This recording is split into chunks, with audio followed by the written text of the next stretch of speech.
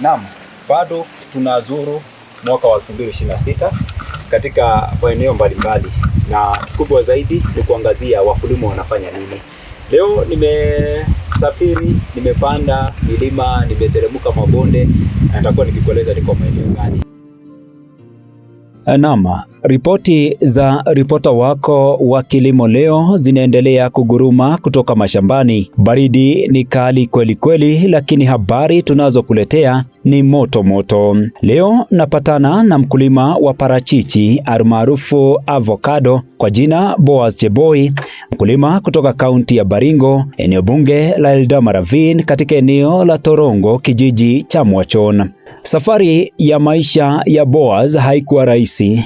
Hakuanza juu, lakini leo unaweza kusema amefika juu na ameweza kuvuna mafanikio kupitia kilimo. Hiki ni kilimo cha parachichi katika makala ya Kilimo Leo, sehemu ya kwanza. Mimi ni Kamau Waithaka.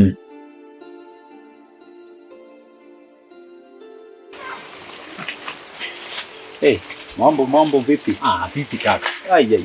Inakuaje? Salama sana. Yeah. Kazi tu. Huku ndo mnajificha? Huku ndo najificha.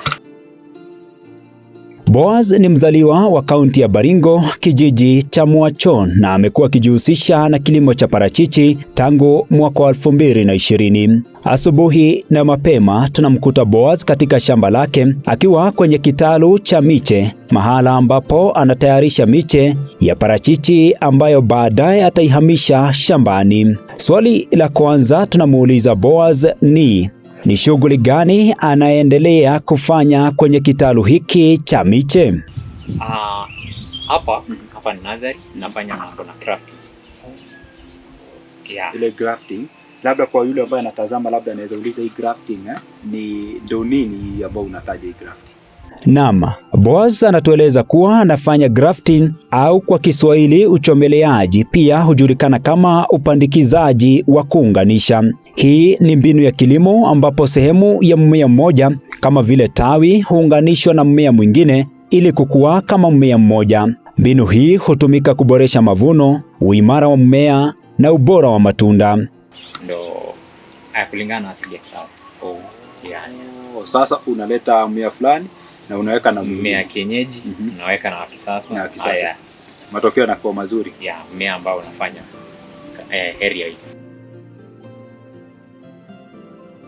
Boaz anatueleza aina mbalimbali za parachichi, huku akifafanua aina ambayo kwa sasa analima shambani kwake. Mbegu ambayo mimi natumia ama miti ambayo naufanyia crafting ni miti unaitwa avocado. Tuko na aina mbili ya miti ambayo tumepanda. Tuko na kienyeji, kuna na kuna pwe. Kwa hivyo mimi kama mkulima nimefocus sana kwa avocado. Anapofanya uchomeleaji, Boaz hutumia mche wa asili wa parachichi kama mzizi, kisha hupandikiza na mche wa kisasa. Anaeleza kuwa kazi ya grafting sio rahisi, inahitaji muda, umakini na utaalamu wa hali ya juu. Si kazi rahisi. Hapa inataka kujitolea. Unakata na panga, shoka, lazima uwe kifaa vyake. Lazima uwe na vitu za kukata. Lazima ukuwe mwangalifu. Asifanya hivi. Kwa hiari yake, Boaz anatualika darasani shambani ili atufundishe hatua za grafting. Anaanza kwa kukata mche wa asili kwa kutumia kifaa maalum, kisha kukata sehemu ya shina. Shina ni sehemu ya mmea inayobeba majani, maua au matunda na husafirisha maji pamoja na virutubisho kutoka mizizini kwenda sehemu nyingine za mmea. Hili ndo tumeweza kutoa. Hiyo ni kienyeji. Sasa tushatoa miti wa kienyeji. Kwa hivyo ukitoa unatoa baka ni yenye iko chini. Matawi ambayo iko chini. Ibaki hivyo. Sasa this is the stem. This stem. Okay. Ama shina. Tunatafuta mmea wa sasa juu tunataka tutengeneze ikwe avocado. Tunakuwa kienyeji. So mtazamaji, kama ambavyo umeona wakati ambapo mwenzangu anatafuta mmea wa ashaukata mmea huu wa kienyeji. Kabla hajakata ulikuwa hivi, lakini ashaondoa sehemu hii ya mmea huu, na sasa tumebakia na wengi wataita shina ama stem, ya mmea huu. Anapotayarisha sehemu ya pili ya mmea wa kisasa, ni muhimu kuhakikisha kuwa vipande vya shina vya mimea yote miwili vinafanana ili kuunganika kwa urahisi na kutoa matokeo bora. Katai. Angalia kulingana na unaupima kulingana na inatoshana. Zaidi ukata. Baada ya hapo anakata shina la mmea wa kisasa katikati kutoka juu na vilevile kukata sehemu ya chini ya mmea wa asili ili kurahisisha zoezi la upandikizaji. Kwa hivyo sehemu ambayo ulikuwa unakata ni kuruhusu.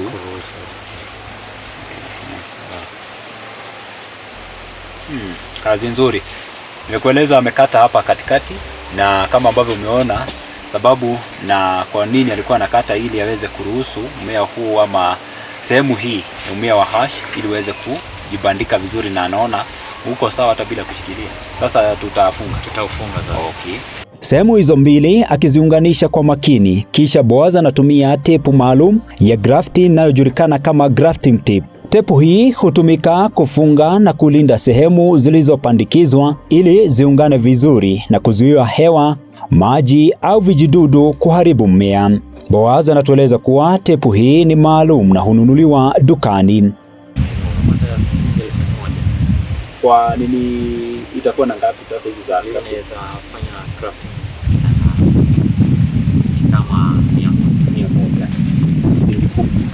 Kwa hivyo huwezi fungia karatasi, tuseme kama karatasi kama hii huwezi fungia. Asika huwezi fungia karatasi. Hiyo ni karatasi maalum ambayo unafungia ya grafting.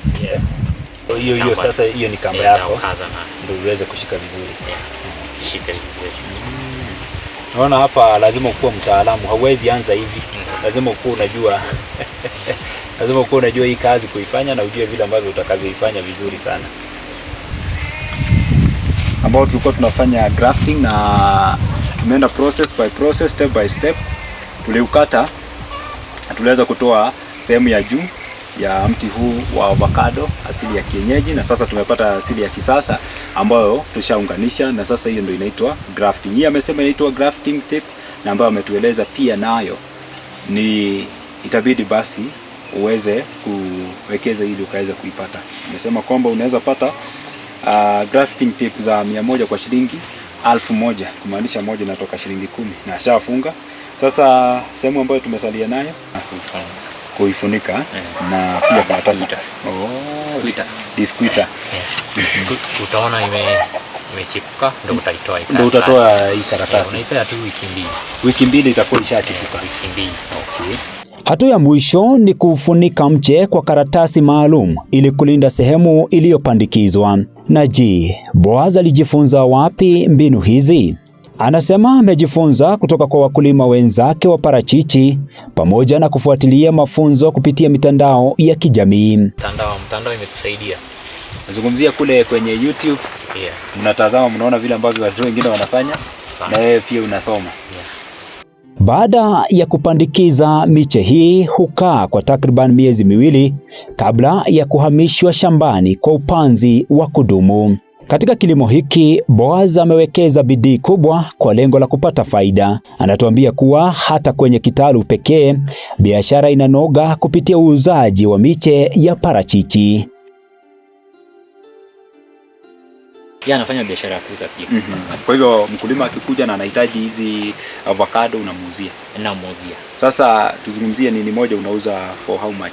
Avocado moja anauza na shilingi 200. 200. Moja shilingi 200. Gharama ipo kununua ya makaratasi ya gharama. Na sasa ukiisha hayo, kwa sababu au ushayatumia. Wewe unayatupa ama unaweza yatumia ku recycle? Kwa sababu bado unaona. Okay. Karatasi moja mnauziwa pesa ngapi? Unapata shilingi 100. Shilingi 100 karatasi moja. Kwa hivyo 100 ndani. 100. Tunakaribia kuondoka kwenye eneo hili ambalo ni kuandaa mmea huu wa avocado, na hii mbegu nimeishika hivi kwa sababu hii mbegu ndo tunakula sana avocado na tunaitupa, lakini umeona ndo sasa inafanya zao hili linakuwa. Kwa hivyo pia wewe hapo ulipo una kazi, naweza angalia kazi ambayo nani amefanya hapa. Boaz ametuelezea pia wewe uone kama utaweza kuwa mkulima hodari, kwa sababu hii mbegu ambayo unatupa, hii ndo umepata zao hili. Naam, hii ni sehemu ya kwanza ya makala ya Kilimo Leo, tukiangazia zao la parachichi almaarufu avocado. Wiki ijayo tutawaletea sehemu ya pili tukiwa shambani, kubaini mkulima wetu wamepanda miti mingapi ya parachichi na kuchora taswira kamili ya kilimo cha zao hili. Hadi wakati huo majaliwa, mimi ni Kamau wa Ithaka.